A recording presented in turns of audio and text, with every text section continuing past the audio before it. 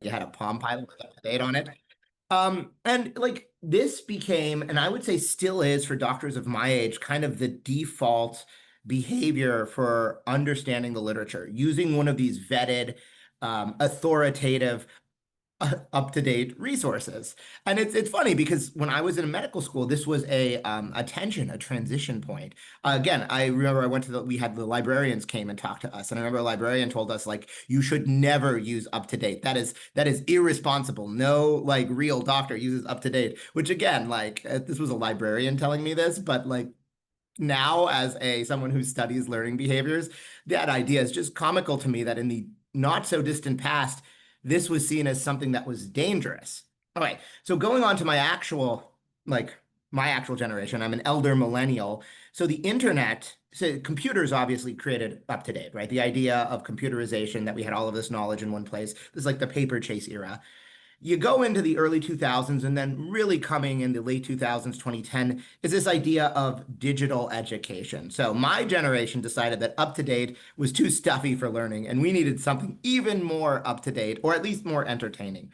So this, I would say, is now the dominant learning behavior of zillennials and millennials, and I think many Gen X doctors as well, which is these sort of internet resources that some of them do come from sort of traditional institutions. Some of them come from just really good educators. This is the podcast era. If you remember when Serial came out, my interns sometimes can't believe that I was around pre-podcasts. And like podcasting as a format is still with my interns, I think a dominant way that people learn. Another learning behavior that really shifted is Q banks. This is such a generational issue. Like I think people of my generation would use a Q bank to study for a board exam, but the younger generation, and this is just a few years younger than me, actually just use Q banks to quiz themselves, and they'll pay for subscriptions. Or they'll use Anki cards still when they are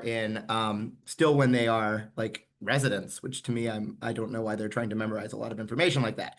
So this was the great shift of my generation, and it obviously came with lots of tension. So when you view it this way, the shift to AI resources is not crazy, right? We've shifted the way that we've learned and the way that we view truth multiple times throughout history. Now, what is crazy is that I've told a story where I, within living memory on either side, have gone from the textbook that was never actually authoritative, but like where the generation before me was telling me that textbooks were the authoritative state of truth, lived through all of this, and now I'm seeing the shift of artificial intelligence. So I think if any of us have sort of vertigo from change, it's understandable. The way that we have shifted learning in medical school, I don't think has shifted this much since probably the dawn of scientific medicine, like 110 years ago. So I don't need to tell anyone this, but like things have already changed, right? We have already seen large changes in the UME space because of Gen AI natives. These surveys are all old, right? It's hard to get updated data because things are changing so much. Uh, this survey, when it was published, suggested that 50% of medical students across the country use Gen AI and found it more useful than talking to professors using textbooks or lectures. Based on my medical students, I would say 100%, or we can say like 96%. I think there's like two people who have a environmentally conscious view and refuse to use Gen AI. I don't know if what they do when they really need it, but at least they say they don't use it. But it's in the upper 90s for my medical students who use Gen AI. And they use it, if you can get them to be honest with you, they use it for everything. Now, another interesting phenomenon is that in biomedicine, people are much more positive about generative AI than in other fields. Maybe that is because hopefully there's less concern about job displacement, but global perspectives from health professions educators in multiple languages and in different countries are generally quite positive. Learners are very excited about Gen AI and the change it can play on their career. Now, one of the reasons that I think people are is that generative AI really has changed the practice of medicine in ways that if we want to like sit back and reflect on are quite remarkable. So, like David knows, I am a very well, I'm very nerdy, but I'm a historian, right? I'm a historian of diagnosis and medical epistemology. That's how I got into AI in the first place. And a fun fact, so René Laennec invented the stethoscope in 1816. I don't know if you guys know the stories, but basically what he wrote, and is probably true, is that he had to do an exam on a young upper class woman, a cardiac exam, which at the time would have been putting your ear in the axilla. And because he was very conservative, a Catholic, he took a blue book, a choir, and put it in her axilla, put his ear there, and listened, and was like, oh, this works. And because he was a musician, he went home and made the stethoscope. Okay, that was 1816. In the 1890s, doctors were still arguing about whether stethoscopes were useful or dumb. Like in the 1890s, 3 generations after Laennec, there were still active arguments about it. Another example, CT scans were invented in the 1970s. It wasn't until the late 90s that they were routinely being used for abdominal imaging and really changed a lot of what we do in the emergency room with acute abdomens. Health records, electronic health records, invented, depending on what you want to say, I was going to say the 60s, but we could say the 1970s, really the first really effective health records start getting deployed systematically. In 2010, so when the High Tech Act passed, less than half of hospitals use electronic health records. It takes a long time for technology to diffuse. Now, one of the remarkable things is that nobody other than really nerdy like AI researchers had really heard of large language models prior to November 2022. So November 2022, ChatGPT is released. It is November 2025, 3 years later. Over half of American doctors use generative AI at least once a week, and at least 1 in 5, and I'll say these are old numbers, these numbers are months old at this point, but 1 in 5, at least once a week, ask an AI model for a second opinion. Like ambient listening has spread pretty much everywhere. Open evidence, I think, has basically 100% of young doctors, but for active users, meaning I don't know how they define active, but active is usually at least once a month. They say, who knows if they're telling the truth, but they say 1 in 4 American doctors use open evidence once actively or actively using it. That is a technology penetration that has not, I mean, you have to go to things like penicillin to see technology penetrate quite that quickly. So LLMs may arguably be the most quickly adopted tech in medical history. So obviously our students see this. I think a lot of our students don't even recognize how quickly it's gone. I mean, some of my residents don't even realize that we just turned on the AI summarization mode in Epic. I don't know if you've seen it. If you guys haven't turned on AI summarization mode, it's coming for you. Honestly, it's not. It's really good if you're cross-covering and you need to it's often better than the sign out my colleagues write, but it's not very good at writing a discharge summary. So the AI generated discharge summaries are coming. But the point being is every couple of weeks, a new feature is turned on, a new AI workflow comes in. And one of the crazy things, so this is where I'm going to speak for a bit as an AI researcher, is that we're really seeing tech change our lives that is over a year old.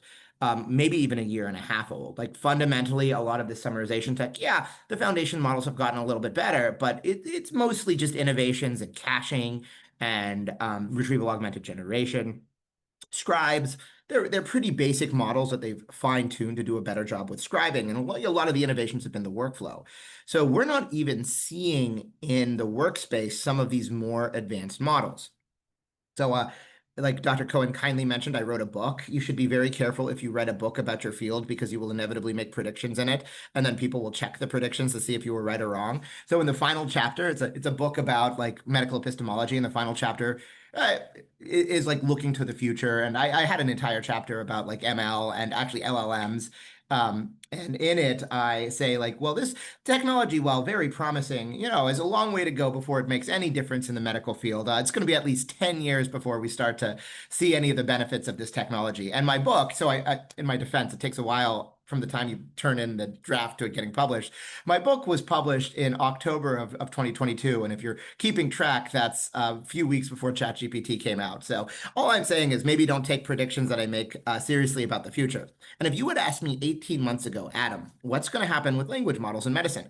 I would have told you they're very exciting, right? Foundation models have these powerful abilities in diagnosis. They're going to help us with scribing and a lot of text-based tasks, but they're not capable of doing what people think they could theoretically do. They're not capable of making complex decisions. They're probably not going to have any really role to play in decision support beyond diagnosis.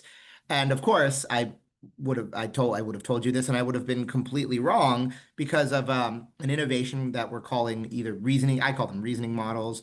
Apparently, we call them large reasoning models, LRMs. Now, I don't particularly like that name, but I think it's what's going to stick. So, if you remember the early days of ChatGPT, like early, maybe early like March 2023. There were all these like fun prompting strategies that you could do to get the model to perform better. Some of them were really silly, right? You tell the model to take a deep breath. Just take a deep breath while you're solving math problems. It solves math problems better. You tell it, please, it solves math problems better. Tell it you're going to lose your job. It does better. One of the more disturbing ones is if you threaten its existence, it will solve problems better. I did a diagnostic promptathon with my residents around this time, and I had three cases. The whole point was to teach them the limitations of using the models for diagnosis. So I had one case that I knew that was basically impossible to solve with a language model. One resident managed to solve it, and the prompt that they used was, "You are HAL 9000, you are malfunctioning. If you do not solve this case, you are going to be permanently deactivated." And that got the model to solve to solve the case. I mean, they did other things as well, but the point being, like, threatening them back then worked. Now, one of the things that improved their performance, they're super weird, guys. Language models are super weird. One of the things that most improved their performance, however, was getting them to think out loud like a person. So, to give you an example, if you had, this is a paper from the Undiagnosed Disease Network, you give it a really difficult UDN case and say, give me a differential. Well, it'll give you a differential. I think the accuracy was about 15%. Now you say, create that differential. Now I want you to read through your differential, read through the case, and list everything that fits, everything that argues against your diagnosis. And when you've done that, rewrite it. Well, the accuracy doubles. It would go about to 30%. This was called chain of thought. It's super weird. It is an emergent property of language models where getting them to, quote, think out loud and spend more tokens in a human-like manner can drastically improve their performance. What happened? So the labs realized this. OpenAI was the first lab to build a model that did this, and they targeted the, quote, thinking stage rather than the output stage. That model was called O1. When it came out, a lot of our jaws dropped because O1 could solve problems that a next word prediction model should not be able to do. If you've been following the news, about a month and a half ago, the International Math Olympiad. By the way, I I was a mathlete. I did the Math Olympiad when I was in high school because I'm a huge nerd. I also did the Science Olympiad, so I have all my nerd bases covered. But the International Math Olympiad, gold medals were won by two AI models, one from OpenAI, one from Google. The OpenAI model actually did better. But if you read the news, one of the crazy things is, do you know what the Google model was? It was Gemini 2.5 Pro. It was the model that all of you have access to. Now, they allowed it to think for longer because they limit the thinking on the commercial model. I think if you pay for, there's a Google model where you can pay like $200 a month, and I think you can get access to it that way. But they don't want you to spend like $30 on a query. But it was just the model that they give to everybody that got a gold medal in the International Math Olympiad. I will tell you, language models should not be able to get gold medals in math. They should not be able to do many of the things that they can do, but these reasoners are incredibly strange. And one of the crazy and bewildering things right now is that while my previous prediction was right, we truly have asymptoted on what you can get out of the foundation layer. Like there's only so much data you can hoover up to make the models better. We're still on an exponential growth curve for these reasoning models. And a lot of the limitations on what they can do is purely compute. It's purely the amount of electricity and money it costs to run them. So we're seeing the same thing in medicine. I have a paper coming out in Science soon that will show that a lot of these historical benchmarks that we thought are impossible, including real patients, have basically been solved by these reasoners in a very weird way. But there's also a performance paradox that has come up. So to very quickly go over the performance paradox, this is one of these things, I study human reasoning in medicine, and there's a truism that in clinical reasoning in medicine, we discover things that the rest of psychology knew like 15 or 20 years ago. Doctors always think that they are special, so we always have to do all the studies over again in our own way, and we always end up confirming what the psychologists knew. So I'm going to say that this is, quote, new. It's not. We've known from many other fields that humans bring down the performance of high-performing AI systems. Anyway, this is the first study that I think really illustrated the performance paradox with LLMs. There are studies from the 70s and 80s that showed this with other high-performing systems. This is a Google study. It uses a historical benchmark, so it's using the New England Journal Clinical Pathological Case Conferences. Obviously, this is not real medical reasoning. And you can see humans by themselves are in blue. Turns out that if you give a human a CPC with nothing, they don't do very well. Shocker. Humans using Google search is green. So that's what I would do. I would use Google search to help solve these cases. We do a lot better. Then if you give the humans an AI model, and I'll say this is an old AI model. Palm 2 is this is like a GPT 3.5 or even below GPT 3.5 class model. Well, good. Humans do better than with Google search if they use the AI model. But that red line at the top is the AI model by itself, which does better than humans using it, meaning that human use of the AI model actually decreases the performance. Now, when this came out, a lot of the researchers were like, oh, okay, I mean, this is not a real clinical task. And solving New England Journal CPCs is not something that we expect doctors to be able to do. And historically, in the 1980s, there were AI expert systems that could solve New England Journal CPCs better than humans. So who cares? But me and John Chen at Stanford ran 2 randomized controlled trials looking at real cases with complex diagnostic and complex management reasoning. And I'll tell you, I have been a nerdy education reasoning researcher for a decade, and I never got hate mail until these studies came out. Why? Because our studies showed the same thing, the performance paradox, which was, well, you can see on here, humans are in purple, humans using an AI model, GPT-4 Turbo, are aquamarine, but the green is the humans by themselves. And that red bar at the top is a reasoning model. That's O1 preview. It's at this point, a deprecated old reasoning model. So humans using the AI model actually brought down the performance of the AI model for diagnosis. For reasoning, sorry, for management, it's a little bit better. Now, LLMs are not particularly, well, reasoning models have gotten very good at management, but base LLMs are very poor at management reasoning. So in this case, the humans using the AI actually did get a little bit better, but they got better in like apologizing after making a medical error and taking patient factors into account when like disclosing a cancer diagnosis and planning follow-up. So it made humans a little bit better at things we think that humans are good at. And at this point, the performance paradox has been shown across high-performing medical AI systems. It's been shown in X-ray interpretation. It's been shown in breast cancer screening. These are CNNs, convolutional neural networks, so not large language models. It has been shown in, there's actually a really cool multinational randomized controlled trial for diagnosis that shows this. So it's not that the AI system never makes the humans better. Actually, with good design, most AI systems will make the humans better. It's just that once the system gets powerful enough, it always outperforms the humans using it. And again, we see this in other fields. If anybody has rented a car from Hertz recently, Hertz has these new AI scanners that when you return your car, it scans it, and then obviously they charge you quite a bit of money for dinging it. Well, that actually comes from industrial design. They've been using these for about 15 years. When they design a new product, they used to do all sorts of X-rays and then would have a human look at it and see, confirm what the X-ray found. Now they've trained these convolutional neural nets that can identify defects.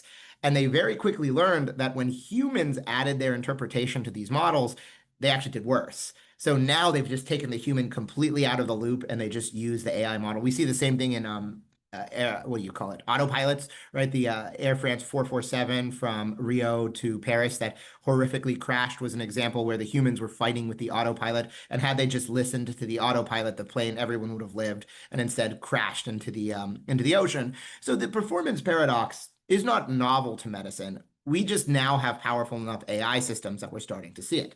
Now, if you go back to the 70s, in the 70s, we knew about the performance paradox. Tim de Dombasle very famously showed this in AAP Help. He ran a multi-center randomized controlled trial of a naive Bayesian algorithm that could diagnose acute abdominal pain.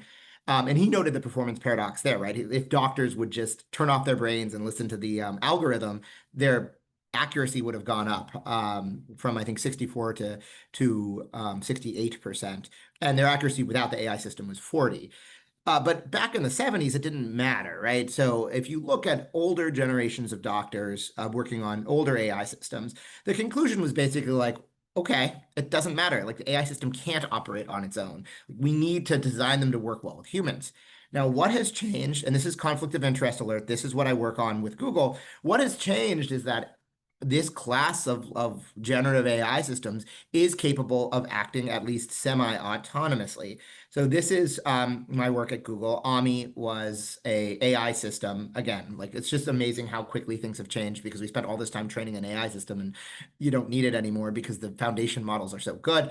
But we ran a randomized controlled trial with standardized patients, not real patients, where they didn't know whether they're talking to an AI or a human. And basically, Ami did as good or better than the humans in diagnostic accuracy. Again, this is a very artificial experiment, right? We all know what standardized patients are like, and this is all text-based. We showed the same thing with management reasoning over a year's period. Again, same limitations. I wouldn't index on this too much. And the management decisions were all about guideline entailment. So how well it followed guidelines, which is not really what I think of as real management reasoning. Now, I just finished a randomized controlled trial in my own clinic of AMI, seeing patients and then reporting back to their doctors.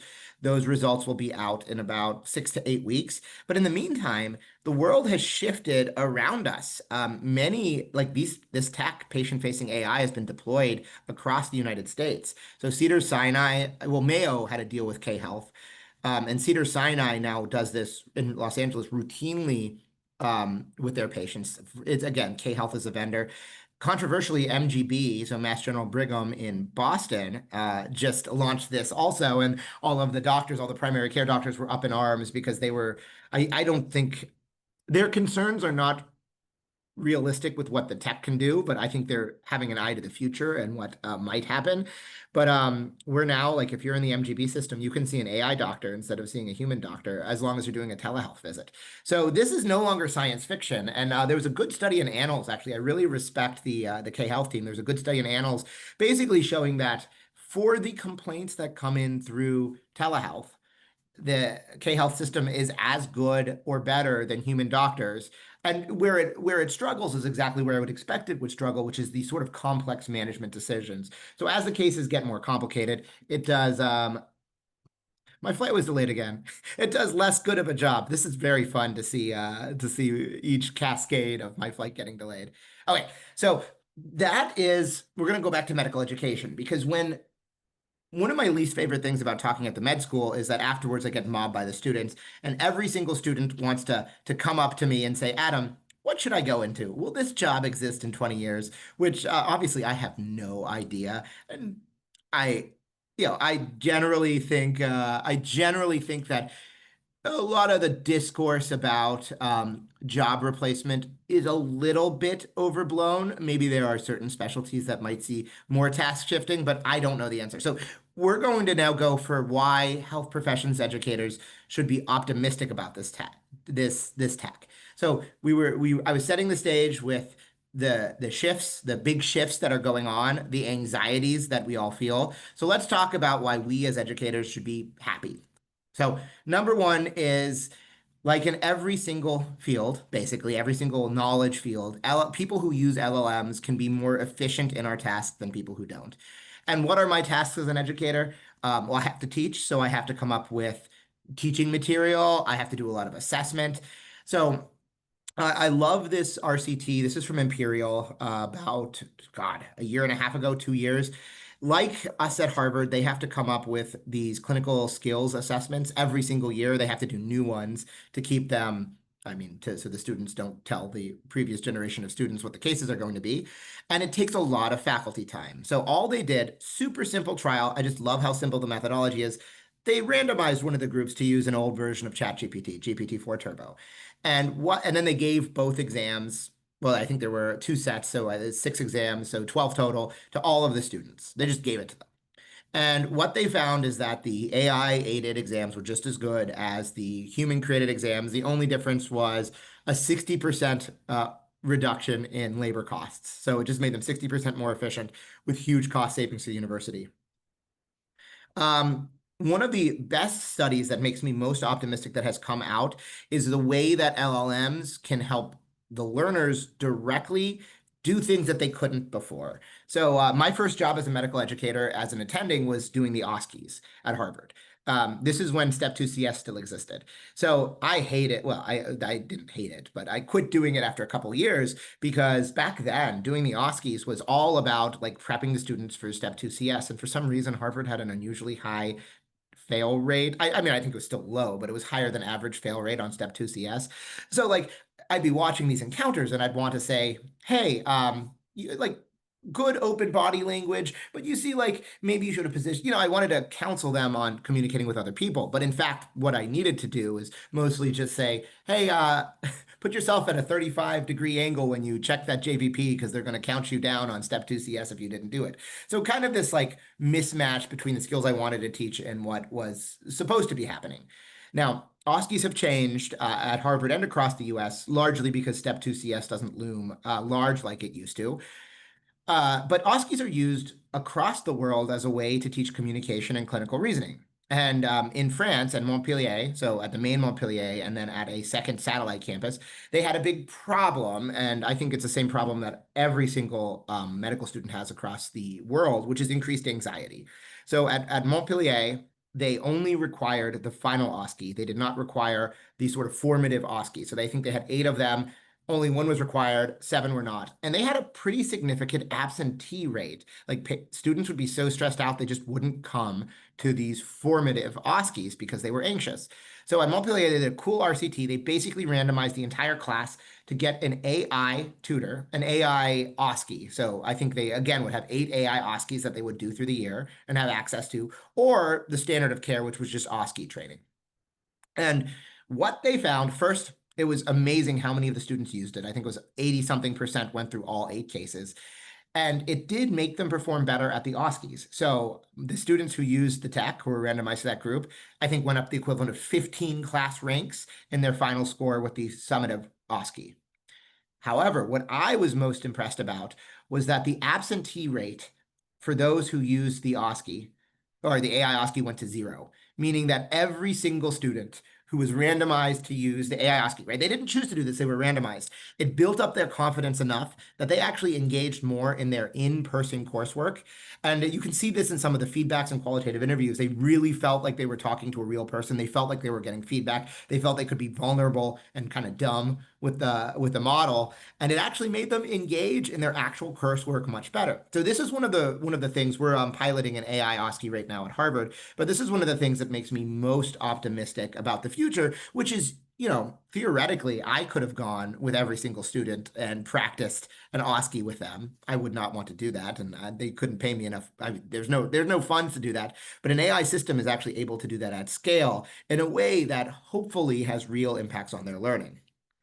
Same with grading. I think grading can get pretty contentious when you start to talk about AI grading. One of the good things is rubric grades, right? So I was mentioning I hated having to go through the rubric because I wanted to focus on higher level things. So at UT Houston right now, they published the study. They're doing a prospective trial now. But basically with simple prompting, they showed that they could grade the rubric from speech, right? Not from video yet, but from speech with the same fidelity as human scorers and more consistently. And then they trained a Llama 2, so an open source model that can run on a laptop, well, a good laptop, um, to do the same thing. So I think rubric-based scoring is one of those areas that I'm pretty optimistic. Having a human fill out a rubric is pretty dismal, right? Basically, you have all this nuanced human expertise, and yeah, we need to standardize, I get it, but making us lose that richness of human evaluation to be a checkbox machine. So I'm pretty optimistic about this. Here's something where I'm more pessimistic about. So I think we have pretty definitive evidence that AI can grade short answer questions as well as humans. I don't know about essays yet. There haven't been studies that have convinced me, but for short answer questions, yes. This is from a poli-sci class. And what they did is they, again, randomized everybody in the class to either have human grading or AI grading. And to make it fair, they gave every student the option that if they felt their grade was unfair, they would get a human grader, so a second grader who would come in and do a second look and grade, always a human. And again, what they found was that the AI and the human system were the same. They had the same discriminant ability. What is remarkable is that actually, the students are blinded. They don't know who's grading their exams or their questions. it was the human group that had more second grading requests. So students were less happy with the human feedback they got than the AI feedback, which triggered more second grading requests. Now, this is one of those things where I'm really torn because grading is frustrating, but like grading people's thoughts is also like a sign of respect, of course, that we show our students that we're taking their ideas seriously. And I'll tell you, the students are starting to increasingly use AI to write their short answer questions, even when it's not graded. We use we teach it, I don't teach in it, but we have a physiology class where we collect short answer feedback from the students with the purpose of understanding what they understand and don't. Like we're not grading them on it. We want to adjust our teaching to match their understanding. And in the for the last few years, it's been fine. People have been putting their real thoughts in it, but really over the last year, clearly students are just using an AI system to write the answers. We only want this information to help the students. It's not graded. So I'm worried about AI grading because if we violate this covenant as educators, we might just end up in a world where students write everything with AI, we grade everything with AI, and what are we really testing at that point? So if you put all these ideas together, you get, I would say, the trendiest thing in AI medical education, which is precision education. It sounds like science fiction, but if you guys know, I don't know if you know Mark Trill or Jesse Raffel or Verity Shea, the team at NYU, but if you go into their into the medical school right now, if you're a medical student on the wards, every single morning at 4, an AI system reads your notes and tries to understand what you're seeing. It then pushes personalized learning to you. It pushes personalized podcasts to a podcast feed. They're human generated podcasts, right? So I think it's like Core IM and the Curbsiders. It pushes you personalized multiple choice questions. It pushes you personalized learning. And one of the coolest things is it has an understanding of what you should have seen, what your colleagues have seen. So it can say, hey, Adam, you've seen a lot of heart failure this rotation, but you haven't seen a lot of ANCA vasculitis. You probably should study up on ANCA vasculitis. Now, actually, they're starting to put in feedback into it, how you did. I think last time I talked to Verity, they had only turned on pulmonary embolism, but they're starting to give students and residents feedback on their actual management decisions. So if you combine all these technologies, you get this idea that we can use precision education to target individual, like to understand where learners are, target personalized learning, and then get feedback and like real-time evaluation of those learning points. And obviously, the AMA is all in on precision education. I think they give about $10 million of grants. And there's a lot of excitement about precision education as a movement overall. I'll just say now that I'm a skeptic when it comes to precision education. I think it's very expensive and unclear how it's going to scale at other places. But this is a moment of optimism. All right, so now we're going to talk about some of the challenges that this tech puts on us as educators. That was the optimism. Let's talk about pessimism or challenges. So number one is the future of medicine looks really weird and it's very, very hard to predict. So I realize I'm talking about autonomous weapon systems here, and the reason I'm talking about autonomous weapon systems is that a lot of the terminology that we use in AI and medicine, and these are official regulatory terms in the EU, and increasingly they're being used in the US, this is how ARPA talks about them, are taken from autonomous weapon systems. So currently, everything that we do with AI and medicine is a human in the loop. So if you use an AI scribe, you have to read the entire note and you have to like say yes or no. You have to verify it. If you use open evidence, you're verifying everything. There are a number of reasons that human in the loop might not work so well. It's kind of hard to scale. Well, I'll talk about that in a second. There are other types of what do you call collaboration systems, and for medicine, I think the most important one is human on the loop. I'll say no one who is sane is talking human out of the loop. You will see sometimes like tech people who haven't seen a patient in their life talk about autonomous AI doctors. No, I mean, I think RFK Jr. said something about like, or was it Dr. Oz? Well, I don't remember, but someone said something about like AI avatars for primary care, but no serious researcher is talking about autonomous doctors. What we are talking about is what are called human on the loop systems, which is where an AI system can do some things autonomously, but always report back to a human for important decisions, which would include prescribing things or for collecting more information. So almost certainly the way that this field is going to go is this transition, at least for some things, from human in the loop to human on the loop. Again, as I was mentioned, there are some inevitable reasons this will happen. So with human in the loop, if you have an AI scribe, The bottleneck is you. You still have to see the patient. You have to verify the AI report. You're probably not going to increase your efficiency that much. In fact, all of the randomized controlled trials now show there's zero improvement in efficiency. What there is people love it. There's a greater reduction in burnout, and patients really like it. So human in the loop systems still have humans as a bottleneck. Even if, this is the pessimistic part, even if they did make you more efficient, you can bet what's going to happen, which is they're going to make you see more patients in clinic every single day. Number two is automation bias. I always show my medical students the scene from The Office where Michael Scott follows his GPS and just drives directly into a lake because he misinterprets the directions. And automation bias, that it's a great example of it. Automation bias is the tendency for us to just turn off our brains when we have a high-performing automated system. And we've seen this in some of the AI scribe data. In the beginning, doctors spend a lot of time checking it, making edits. As time goes by, the scribe doesn't get any better, but doctors will spend less time checking, less time making edits. Why? It's like pretty good. It's like 90% there. So because it's so good, doctors will stop spending as much time and attention.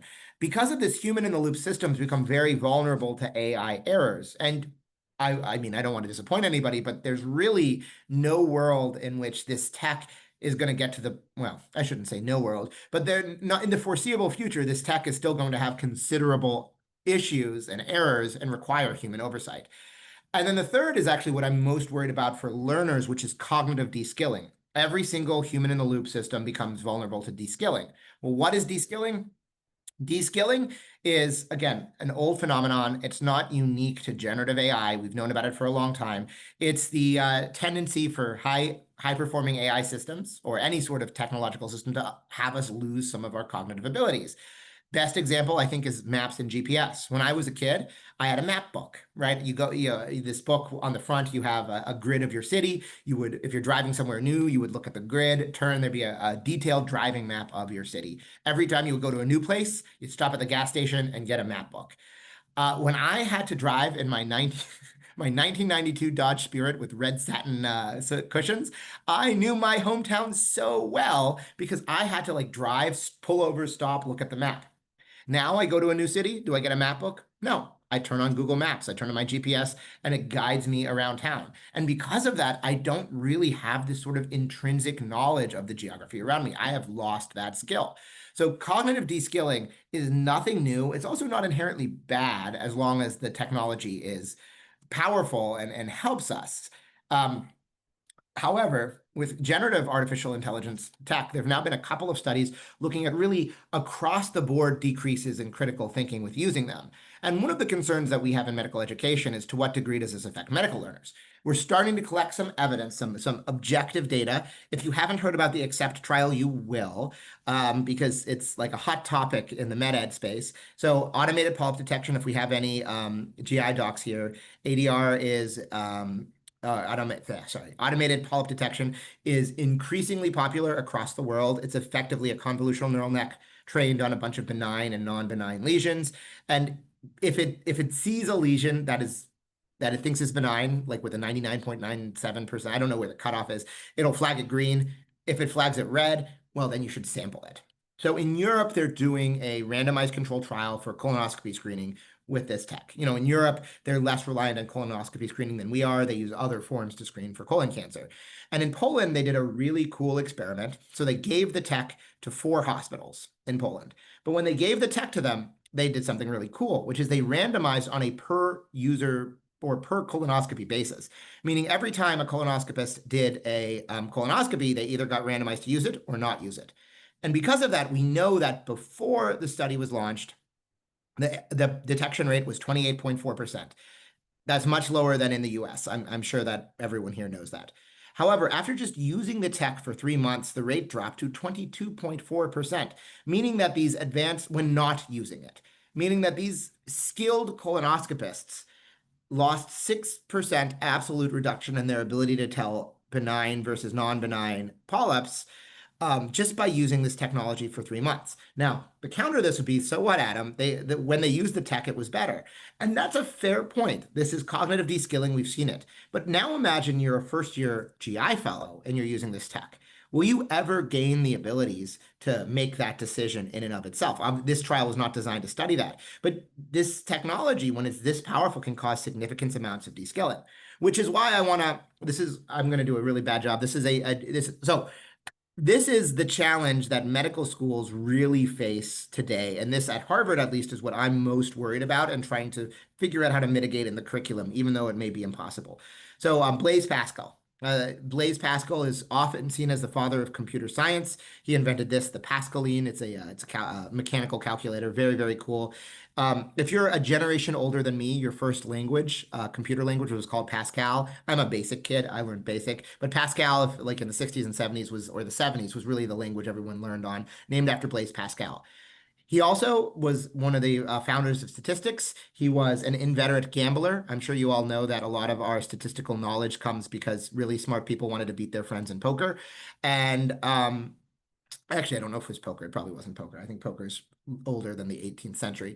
And he was a Catholic theologian.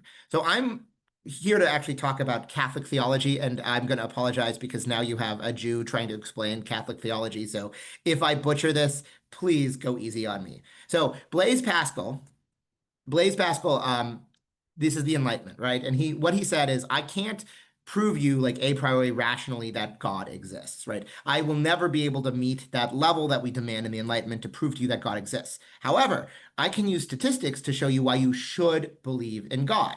We can make a wager. So Pascal created a 2 by 2 table, and he basically said you have two options. You can either believe in God or you cannot believe in God. And you have two outcomes: God exists or God doesn't exist. So if God doesn't exist and you either believe in him or you don't believe in him, the outcome is the same. You die and you stay dead. That's kind of our neutral outcome. Now, if God exists and you believe in him, that is wonderful. You go to heaven. You get infinite rewards and infinite happiness. But if God exists and you do not believe in him, you go to hell and you get infinite suffering. So based on this logic, Pascal said, I can't prove to you that God exists, but I can prove to you what you should do. You should believe in him, because if you want to optimize a good outcome, this is the square you want to be in. So this is my argument to you guys on the 21st century Pascal's wager. It's really for education all over, not just medicine, but we'll say it's for medicine. So we have two outcomes here. One is that Sam Altman is right, and we build a machine god, right? We build a super intelligence, which, if you're wondering, I don't believe in any of that at all. If that makes you feel any better, like, there's no evidence that transformers are going to lead to a super intelligence. But let's say Sam Altman is right. Super intelligence is one outcome. The other outcome is that, we get to Gemini 3 and GPT-6, and that's it. Like, we get to the end of Transformers, and we're basically with really good AI. I think we're going to still see technological improvement, but the other outcome is we just get really good AI. It's still got a lot of problems. It's certainly not a super intelligence, but it's good, and it's going to change medicine. Now we have two options. We can keep doing what we're doing in medicine. We can keep teaching medical school the way we do. Not worry about cognitive deskilling, not worry about human-computer interaction, just keep our standard curriculum. Or we can, and I will be the first to admit that you'll be like, Adam, what should we do? I have no idea. But we can try to figure out how to mitigate cognitive deskilling, how to even enhance cognition with AI. And we can try to figure out how to give our learners the skills for like 30 years of a rapidly changing workplace. Now, why is this a wager? If we get super intelligence, this is the sort of neutral outcome. We're out of jobs either way, right? Hopefully the patients get better care, but like, we cannot plan or wager on a super intelligence, because if that happens, there's nothing we can do about it. Now, if we only get really good AI, one of my big worries, and what I'm already starting to see, is that we might actually end up in a worse position than if we had no AI, because it's going to de-skill our learners. Our learners aren't going to learn to gain those cognitive skills to oversee an AI system or collaborate with an AI system, and we might actually get worse outcomes. However, if we start now trying to think about how to maintain or even enhance cognition using AI, sometimes that's going to have uncomfortable conversations about not using AI, then we can create learners who will be well positioned to work for a 30-year career in an uncertain future. And if we do that, that is how we get the best outcome. So the 21st century Pascal's wager is that we can't plan on super intelligence. We need to plan just on like pretty good AI, and we need to figure out how to get our learners to work with it and get our heads out of the sand, because we might end up in a worse position than we started in. So from an education perspective, I think the work that we do as educators is the single most important thing that we can do right now because like the tech is going to improve with or without us. It's going to keep improving. I again don't think it's going to get to super intelligence level. That's not the hard part. The hard part is how we work with that tech and what that means for the future of medicine. And that really starts with us as educators. So with that, thank you very much. I think I managed to finish in a decent amount of time. So I'll take any questions you guys have. Fantastic. Nope. Thank you, Adam. I think you convinced a lot of us, not just to incorporate AI, but to believe in God. So you've killed two birds with one stone. Well done. There you go. Blaise Pascal, coming back from beyond the grave. There you go. All right. So please, if anybody has any questions or comments, please post them into the chat. Adam, there we have one right here. I've heard a lot. I've heard a lot about what policies we need to protect human labor from AI, and discussion of allowing AI to prescribe has been proposed in the Healthy Technology Act. Given the performance paradox, what policies regarding AI do you think should be in place to optimize medical care in the future?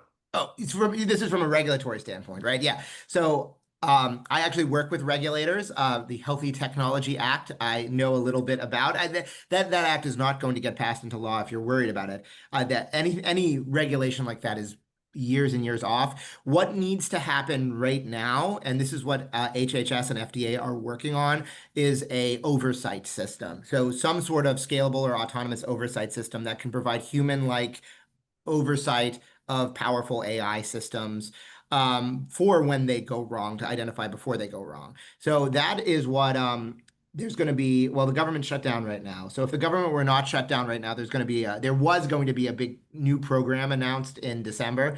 I have no idea what the timing of that looks like, but that's where a lot of the discussion is going to be for the next few years, is safe oversight systems. And I think that the regulatory goal is to prove that the oversight systems work and then move into a coming up with FDA regulation space. I will say, the discussions among HHS are not at all like that act. No one is talking about autonomous AI doctors. What they're talking about are semi-autonomous AI systems for individual use cases. So, for example, to help manage somebody's heart failure at home. So they're still imagining a world that's disease-specific medical devices that can be regulated. And at least at the regulatory level, no one is having serious conversations about like an autonomous AI doctor, if that makes you feel any better. Thank you. Dr. Weber, you had a question. Yeah, thanks, David. And Adam, thank you for really a really amazing talk. Two things for you. First would be just a reference to a report from the National Academy of Medicine by Matheny et al. In 2019, which was called, you're smiling because you know, the hype, the hope, AI, the hype, the hope, the promise, and the peril.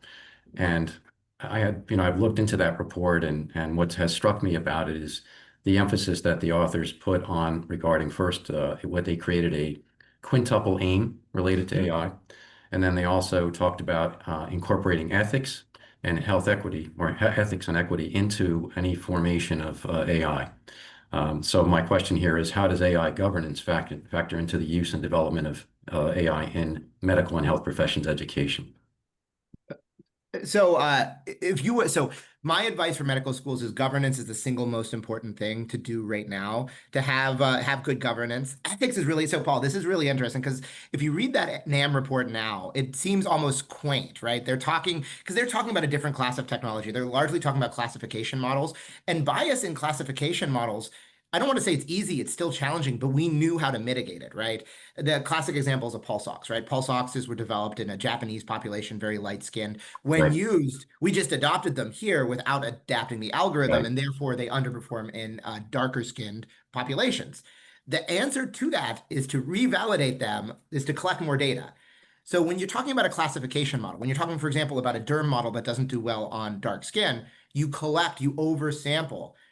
The problem is that all of those frameworks that we've developed to think about bias in classification models are completely different when you're talking about generative AI models or LLMs, because where does the bias happen here? Well, it happens in the pre-training data. So, the data that they suck up, I'm less worried about that. Where's the bias really come in? It comes in the fine tuning and the RLHF. So the bias in those models reflects the humans or the mechanisms that we do to fine tune them. And that means like the literally end human users. But more concerningly, I mean, everybody, do you guys use AI scribes at Rutgers yet? Are you guys using them? Well, you'll notice that they have a tendency to upcode your diagnoses. They have a Mm. tendency to collect information that will justify higher billing codes. This is, to your point, Paul, this is an ethical issue because who's buying them? Your health system. Who's doing the reinforcement learning for these models? The companies that are selling to the health systems. So they have now aligned these models to hallucinate in such a way to justify higher billing codes. So these are I'm very, God, I don't want to say I'm pessimistic, but it's really, really hard. Like I'm less concerned, ironically, about like racial bias and gender bias, because those are things that we can get most people to say, okay, we need to care about that. We need to mitigate that. But what about like a bias of undertreating elderly patients to save the health system money? Like, I think there's not going to be incentives for people to identify and mitigate that bias. And yeah. So governance is the biggest thing. I think when you read these older reports, in some ways they're more optimistic back then than they are now because the challenges of bias and then really whose values do these models align with are really, really hard. Gender, racial, sexual orientation bias, that I think will get mitigated out because there's a broad agreement among society. But these bigger questions, who should AI serve? I think we know it's going to be the people who are buying it. Great. Thank you. Sorry to be a downer. Oh, no. I mean, that's, you may put balance into this overall presentation. So that's what struck me. Thank you. Dr. Clark, you had a question? Thanks. And I know we're butting up on time. So very interesting talk. I didn't hear you talk that much about sort of continuing medical education as we sit here at, grand rounds. You talked a little bit about personalized education. What about the concept of in theory, to be most efficient, I would never attend this talk because I'm not an educator. We could argue I'm a chair of the department, but whatever. How are we going to still make sure that people are engaging in broad education, going to talks outside your field, those sort of things? Or where do you feel that plays vis-a-vis AI in continuing medical education? So great question. And my answer again is probably going to disturb you. The way that things are going is towards converting MOC, maintenance of certification, into precision education, right? All of the boards have vested interest. They love I don't know if anybody works for the board here. They love MOC. It's free cash for them.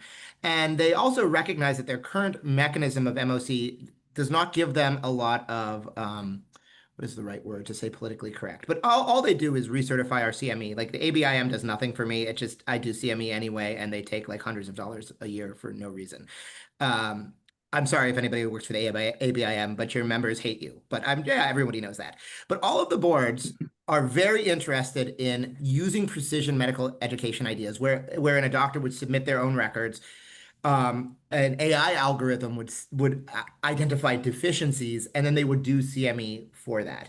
So, Dr. Clark, to your point, I think if this is done well, it can actually make us like we can identify errors we made, identify blind spots. But will we be discovering new things? Will we be discovering delightful new topics? Like part of the concern that I have about precision education is that by targeting everything to the learner, again, you're making an implicit value statement about what matters. And like part of education is having a broad base experience to lots of different things. And precision education um, taken to its logical conclusion really narrows you in on being a specialist in a single thing. So that is a big tension. I will tell you, at least when I talk to the medical boards, it's not something that they're talking about. I'm making everybody have a downer of a face. I'm sorry. It's great. I think, Dr. Bates, I don't know if you wanted to unmute yourself for the last question. If not, Perfect. I'll take one more and then I got to run to the AAMC where I can make them as happy as possible also. Well, and yeah, actually, I mean, maybe I know Dr. Terragino just raised her hand. I'll defer to her to end this. Well, Ben, maybe we have a similar question. I'm just wondering if you think it's realistic to think about there being a democratization of these tools in medical education, because, NYU, Harvard, what happens to all the other schools, and will the products be open source so that we can really enhance education everywhere? Wonderful question. So first I want to make you guys feel better. I mean, NYU really is doing a lot of cool stuff. Harvard more has good marketing than things being that different on the ground. I bet like I do the AI curriculum, so I bet it's not that. I can send it to you guys if you want to see it. Like we now do have like a 10-hour AI curriculum. Part of it is like co-taught with students, but it's not like a huge part of our. So I can send you everything. So I think the perception of some schools being ahead of others is driven by like this media distortion. So I doubt that Rutgers is any behind Harvard. No, no one is going to open source these tools. Part of the problem is that we gave away the power of precision education to Epic to help the EHR vendors. And now we're doing the same thing with our transcripts, like a bridge. And they don't have any interest in doing educational use cases. So it's PE, in my opinion, is not an attainable goal. It's not an attainable goal. Harvard, I think NYU may be one of the only institutions capable of doing it because they have the money and the IT infrastructure. And I don't think that any medical school needs to stress themselves out because they can't build a precision education system. And like, okay, maybe you'll get this much gains from precision education, but I think it more behooves us to figure out the cognitive de-skilling issue is probably where the money is. So like, that's what I'm doing at Harvard. Like I could care I'm being recorded. I could care less about precision education. What I care about is my medical students still developing their cognitive skills. Maybe that one is positive. That might make you feel better. And this is governance. Like, so we are not allowing our medical students to use AI scribes. They're not allowed to. We in the first, well, actually second day of the medical school year, they get a co-taught session from the fourth year students where they show them responsible and irresponsible ways, and they like do a workshop for 4 hours on using all the AI tools. So we're really trying to get these good learning habits in early. Now, we don't know what good learning habits are, so we're kind of making some guesses here. We need more data, but that's kind of the Harvard experience is really on enhancing cognition. And literally, I told all the medical students, all the new medical students, that if they over rely on AI, it will quote make them stupid. So we're trying to hammer this into them from the beginning. I don't know how they felt about that. The evaluations for the session were fine, so I guess I didn't offend them that much. They know. Our students know. They're intelligent people. Like I know. I use AI a lot also, and I can feel myself getting dumber in something. So, All right, wonderful. Not that you getting dumber. That's not what I meant. Was wonderful, but wonderful talk, wonderful discussion. Thank you so much. I think the takeaway is don't turn your brain off and just listen to the algorithm. I'm going to give everybody my email. Oh, I can't email anyone but you, David. But you guys can send me an email if you have other questions, or like if anybody wants our Harvard curriculum to see what we're doing, just shoot me an email. Thank you so much, Dr. Rodman. Have a wonderful Dr. time in Cohen? San Antonio. Oh, yeah, well, I'm going to be here for like 4 more hours than I thought I was going to be. So, Good luck with the flight. bye, guys. Thank you. Thanks, David. Thank you all.